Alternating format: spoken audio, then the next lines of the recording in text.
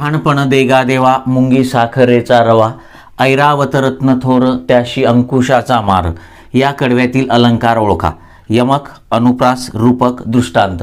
मित्रांनो, या वाक्यामध्ये, या कडव्यांमध्ये दृष्टांत अलंकार आहे.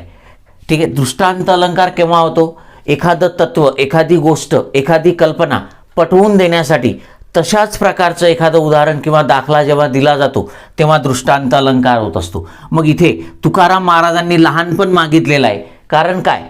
तुकाराम महाराज लहानपण का मागतात देवाकडे? तर मुंगी लहान आहे तर तिला साखर खायला मिळते, आणि ऐरावत इंद्राचा हत्ती, ठीक आहे, एवढा मोठा महाकाय हत्ती, पण त्याला मात्र सतत अंकुशाचा मार खावा लागतो. म्हणून लहानपण चांगलं. लहानपण असेल तर साखर खायला मिळते, ठीक आहे, आणि मोठेपणामध्ये मात्र यातना आहेत, ठीक आहे, हे पटवून दिलेलं आहे. आणि म्हणून तुकाराम महाराजांनी देवाकडे लहानपण मागितलेलं आहे.